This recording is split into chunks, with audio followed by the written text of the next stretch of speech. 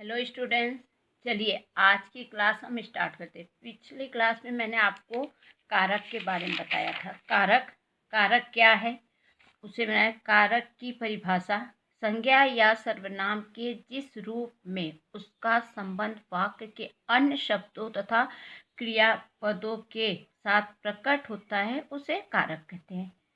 विभक्ति की परिभाषा भी मैंने आपको बताया कि वाक्यों में आए हुए ने, को, से, में आदि कारक के चिन्ह होते हैं। इन्हीं चिन्हों को विभक्ति कहते हैं और इन्हीं चिन्हों को विभक्ति भी कहते हैं और इसमें इसको परसर्ग भी कहते हैं। आगे मैंने बताया है कि परसर्ग भी कहते हैं। फिर कारक के भेद।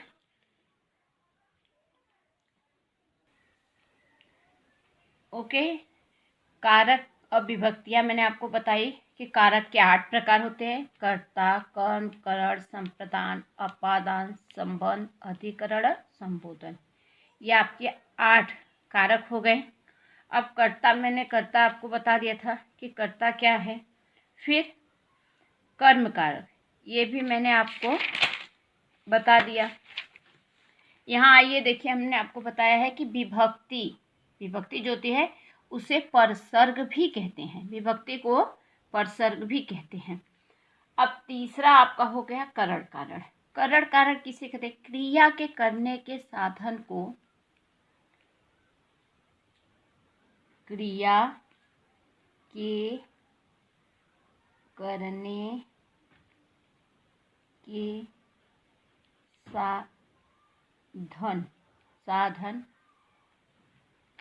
साधन को करण कारण कहा जाता है। करण कारक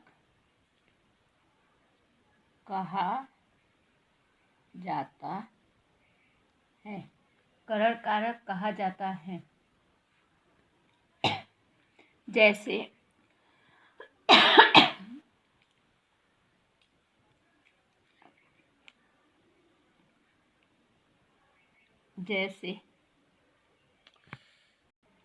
जैसे अब आपको बताते हैं। जैसे हो गया कि मैं चाकू से फल काटता हूँ। मैं चाकू से फल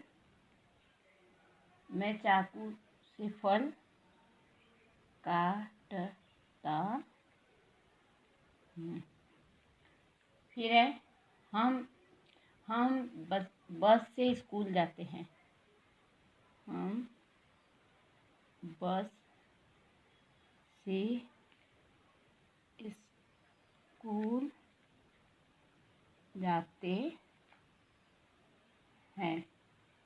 बच्चे बैट से खेल रहे हैं। बच्चे बैट से खेल रहे हैं।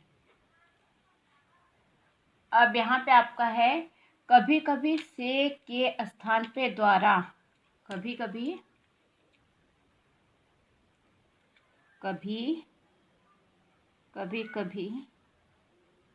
से के स्थान पर द्वारा का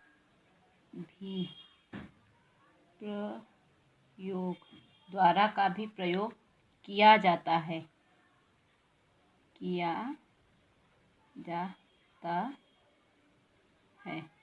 अब आइए आगे बता दें हम आपको करण कारण।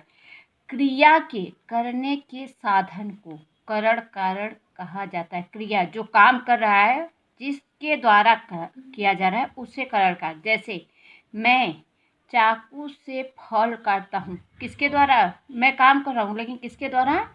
चाकू के द्वारा। तो मैं चाकू से फल काटता हूँ। दूसरा है हम बस से स्कूल जाते हैं। हम जाते हैं, लेकिन किससे जाते हैं? बस से स्कूल जाते हैं। बच्चे बैट से खेल रहे हैं। बच्चे बैट से खेल रहे हैं। क्रिया के करने के साधन को, मतलब क्रिया काम जो कर रहा है उसके साधन को करण कारण कहते हैं। मतलब जिस काम हो रहा है लेकिन किसके द्वारा हो रहा है, तो चाकू। कभी कभी जो यहाँ से है जो यहाँ से के स्थान पे द्वारा, से के स्थान पे द्वारा का भी प्रयोग किया जाता है। अब इसी को हम लोग कहेंगे, देखिए, मैं चाकू के द्वारा, मैं चाकू के द्वारा, मैं चाकू के द्वारा फल काटता हूँ, फल काटता हूँ। मैं चाकू के द्वारा फल काटता हूँ। दूसरा, हम बस के द्वारा बस के द्वारा स्कूल जाते हैं। और बच्चे बैट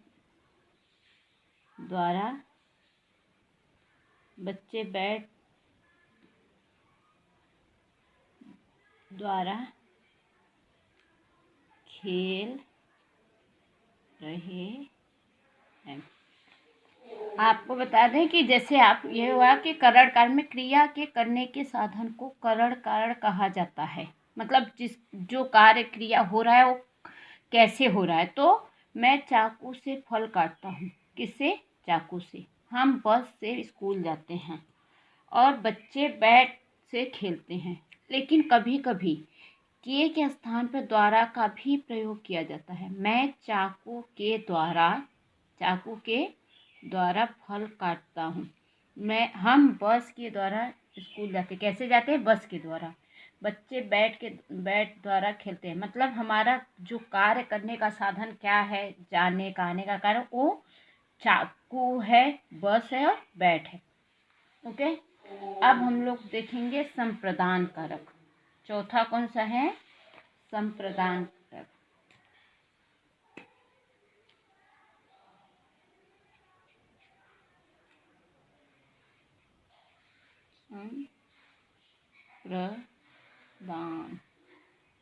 संप्रदान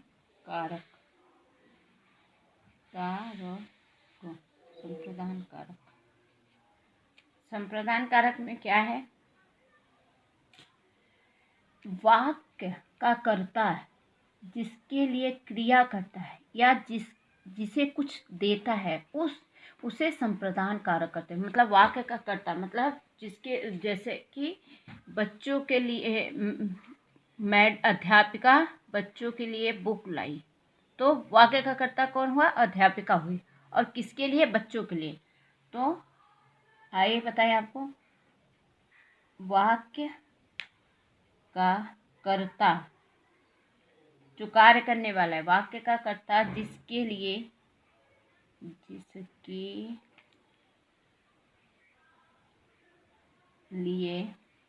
वाक्य का कर्ता जिसके लिए क्रिया करता है, क्रिया करता है। वाक्य का कर्ता जिसके लिए क्रिया करता है या जिसे कुछ देता है, या जिसे कुछ देता है, उसे संप्रदान कारक कहते हैं। उसे संप्रदान कारक कहते हैं। संप्रदान कारक कहते हैं। जैसे आइए बताएं आपको कि जैसे क्या समझ में आया? जैसे कि पिता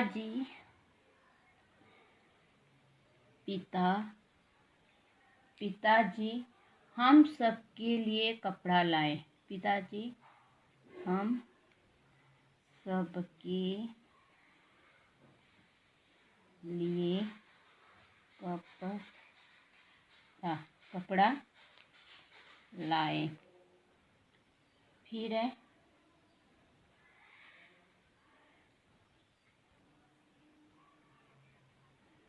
दूसरा है माता जी ने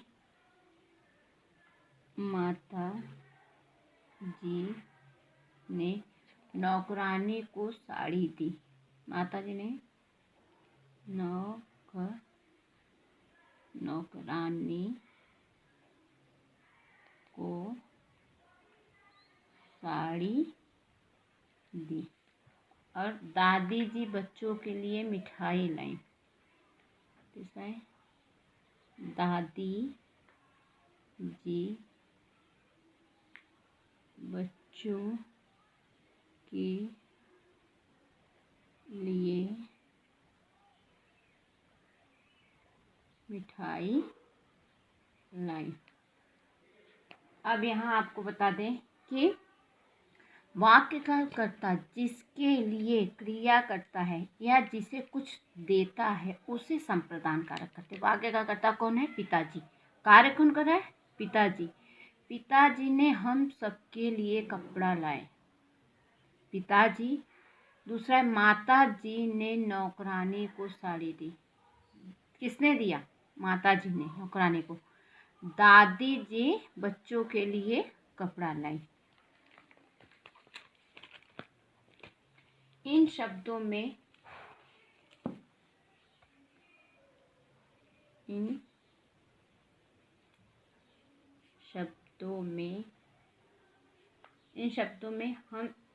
हम सबके लिए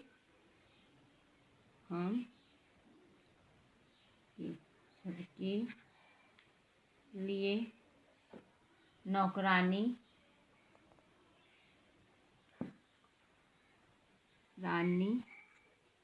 और मिठाई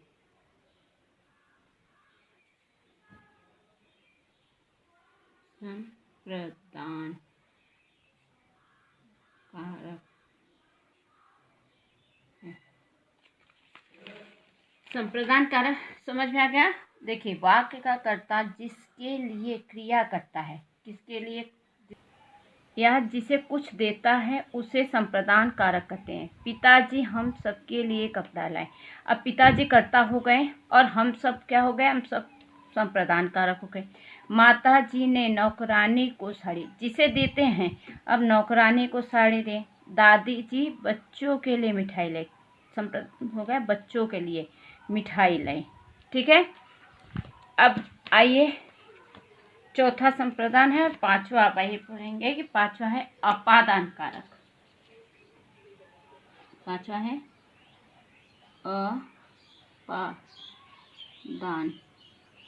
अपादान कारक। चलिए, अपादान कारक में क्या है आपका? वाक्य में आए जिस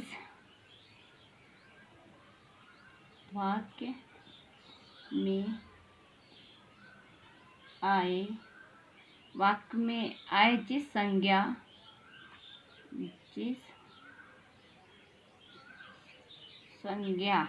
या सर्वनाम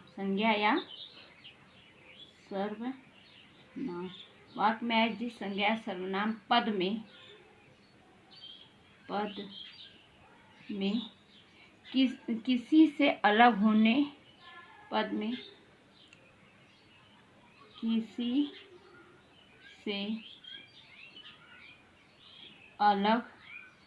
होने या तुलना, किसी से अलग होने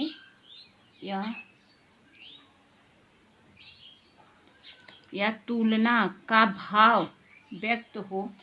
तुलना का भाव व्यक्त हो उसे अपादान कारक कहते हैं। उसे अपादान अपादान कारक कहते हैं। अब आपको बता दें, अपादान कारक में है किसी से अलग होना, जैसे कोई चीज़ किससे अलग हो गया। अब बता रहे हैं, जैसे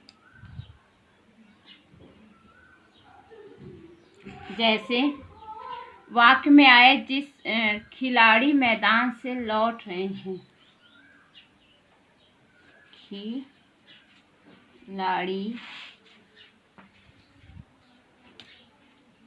खिलाड़ी मैदान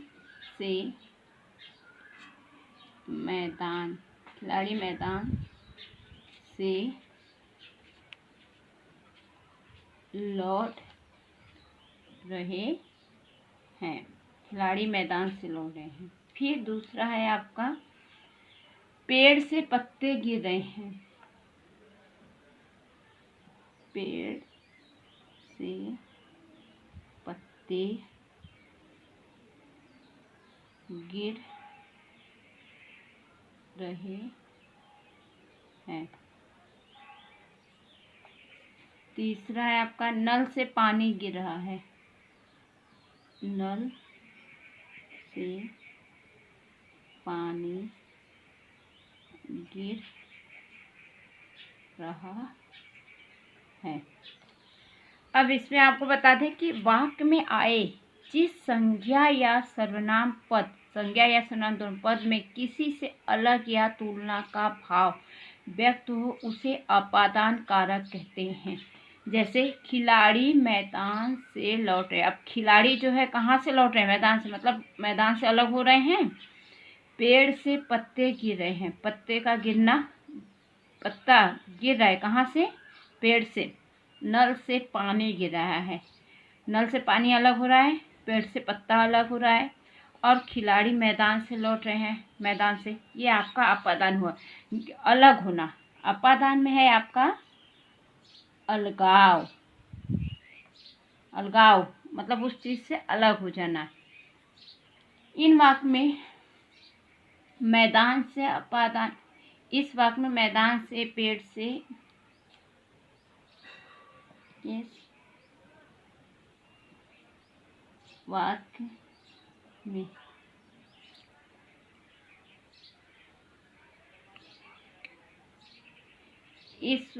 इन वाक्यों में मैदान से, पेड़ से,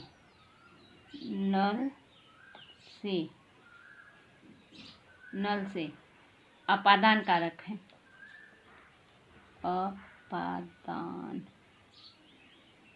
कारक है। अब आप आगे हम पढ़ेंगे, अपादान हो गया 6 कौन सा है? संबंध कारक। संबंध कारक। अब संबंध कारक आपको बता दें, ये वाक्यों में संज्ञा या सर्वनाम संज्ञा का संबंध बताते हैं। इनका क्रिया से कोई संबंध नहीं। इसमें संबंध कारक में क्रिया का कोई कार्य नहीं है, ये एक दूसरे से संबंध बताते हैं। जैसे ये वाक्य में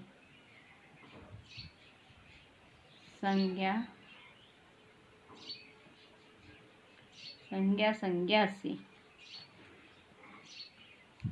या सर्वनाम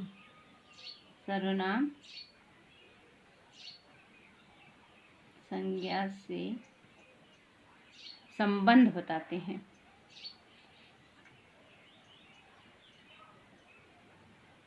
संबंध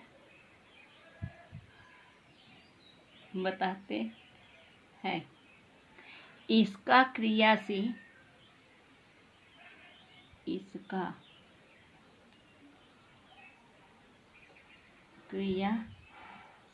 मतलब क्या हुआ? संबंध कारक का क्रिया से कोई संबंध नहीं है।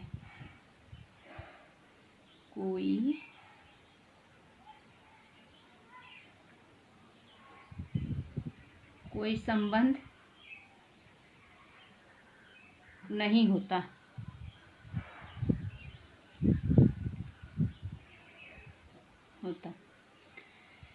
इसके परसर्ग हैं, किसके संबंध कारक के आपको बता दें, इसके परसर्ग है, इसके परसर्ग हैं। अब आप पूछेंगे कि परसर्ग मीन्स क्या होता है। मैंने ऊपर बताया था कि आपको परसर्ग मीन्स क्या होता है, विभक्ति। विभक्ति क्या है इसके विभक्ति हैं का, के, की, रा, रे, री, ना, ने, नी।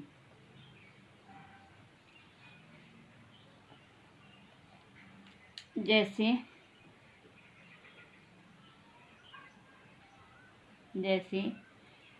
मेरा भाई, उसकी बहन, राम का मित्र आदि। जैसे मेरा भाई,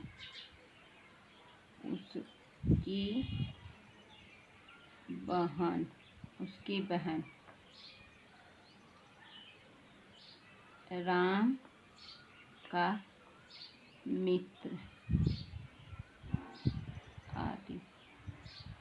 समझ रहे हैं कि संबंध कारक ये वाक्य में संज्ञा का संज्ञा से या सर्वनाम संज्ञा से संबंध बताते हैं। इसका क्रिया से कोई संबंध नहीं होता। इसके परसर्ग में संबंध में आपको आएगा का, के, की, रा, रे, री, ना, ने, नी। आइए अब आए सातवां क्या है, अधिकरण कारक।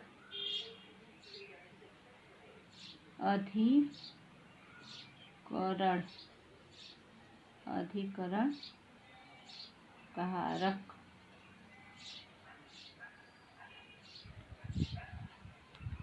अधिकरण कारक क्या है, जो संज्ञा या सर्वनाम क्रिया के होने का,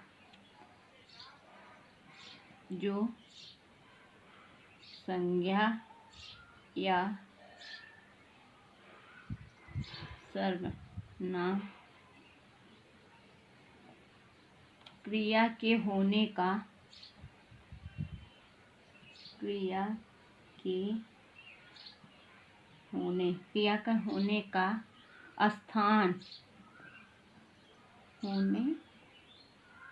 होने का स्थान या समय बताते हैं, या समय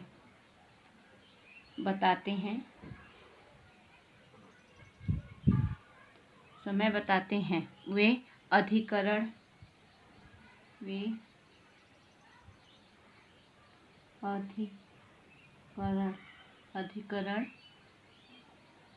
कारक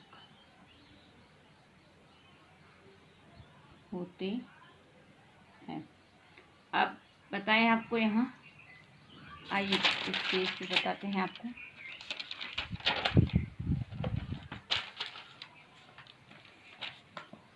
अधिकरण कारक में जैसे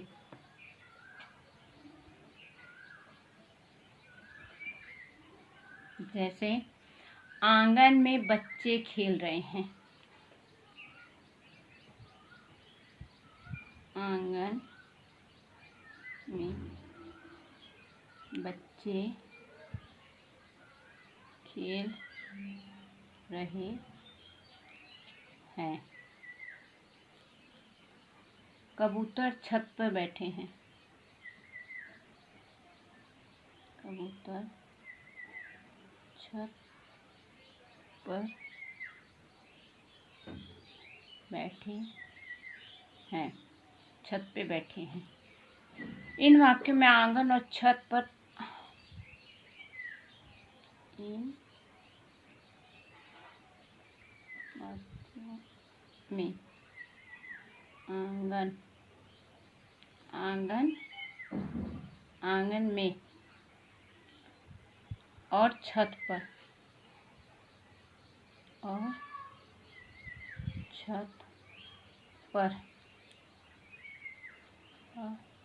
अधिकरण अधिकरण कारक है। आइए बताएं कि आपको अधिकरण कारक जो संज्ञा या सर्वनाम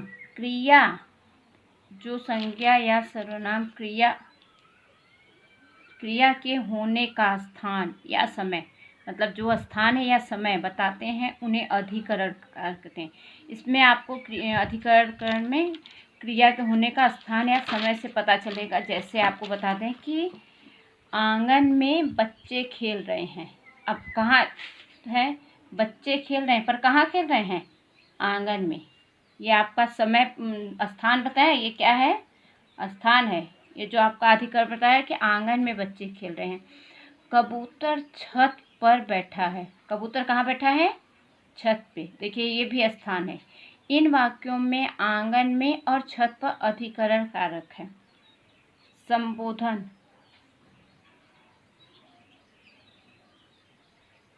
आइए अब आगे है संबोधन। कौन सा है? 8वां।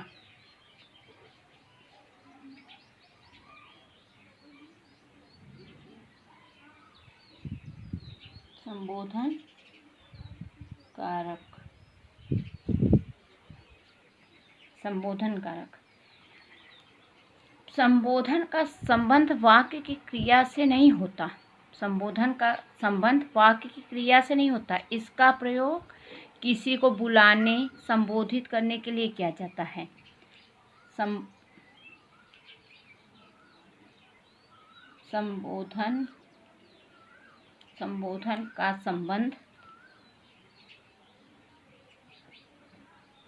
संबोधन का संबंध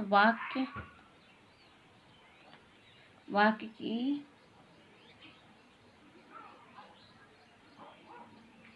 क्रिया से नहीं होता। वाक्य की क्रिया से नहीं होता। इसका प्रयोग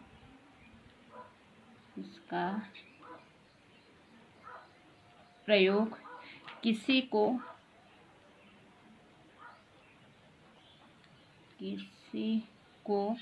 बुलाने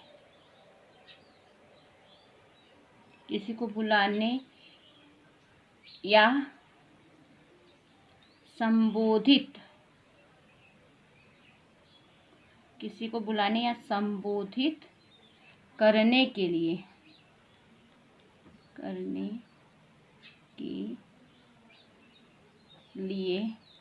किया जाता है।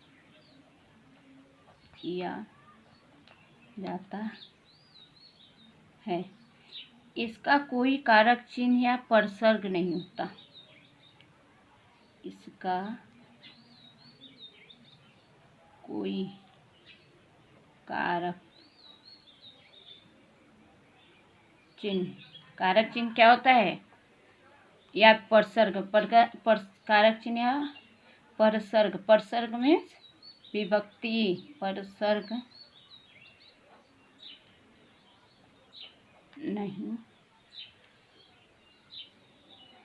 नहीं होता। इसके लिए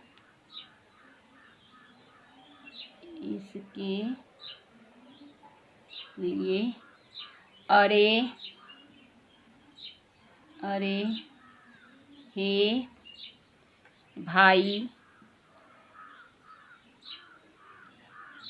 हे या भाई आदि का प्रयोग किया जाता है। आदि का प्रयोग किया जाता है। आदि का प्रयोग किया जाता है। इसमें बहुवचन में संबोधित करते हुए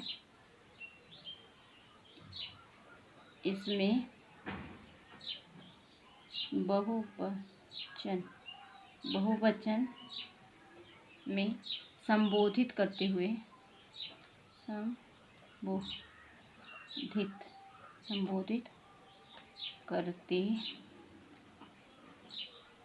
करते हुए अनुनासिक नहीं लगता।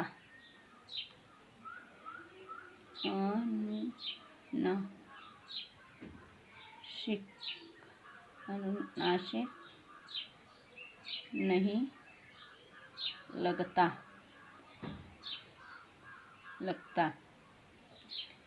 जैसे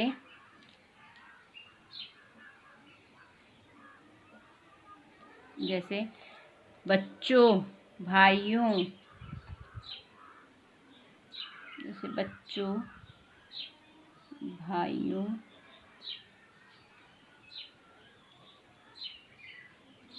छात्रों,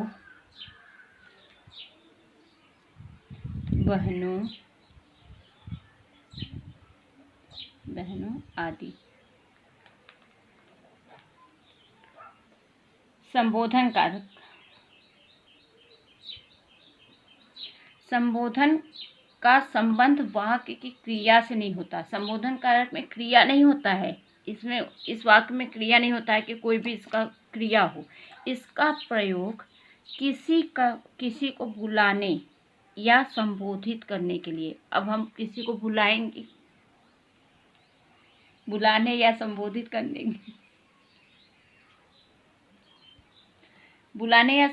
करने के लिए किया जाता है। संबोधित मतलब है कि हम किसी को बुलाएंगे तो कहेंगे कि हे या भाई सुनिए या यहाँ आइए, और इसका कोई कारक चिन्ह नहीं होता है। जैसे सब में कोई ना कोई कारक चिन्ह लगा है, लेकिन इसमें नहीं होता, या इसका परसर्ग नहीं है।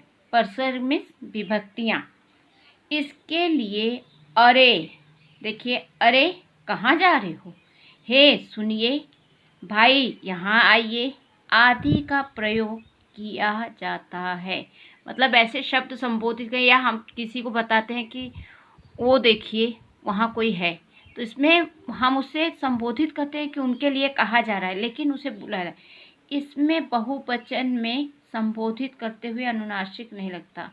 हाँ, यहाँ आइए, हाँ, तो इसमें कोई अनुनासिक नहीं लगता। जैसे बच्चों, अब हम क्लास में टीचर्स पढ़ाती है तो बताती है ना कि बच्चों अब आप लिखिए, तो बच्चों को संबोधित करिए। भाइयों, जैसे आप भाषण सुनते हैं तो भाइयों और बहनों, इस तरह से संबोधित करके भाषण दिया जाता है। छात्रों, स्कूलों में छात्रों के लिए संबोधित किया जाता है कि छात्रों के लिए, एक के लिए नहीं। देखिए यहाँ पे बहुवचन है, छात्रों, बहनों आदि।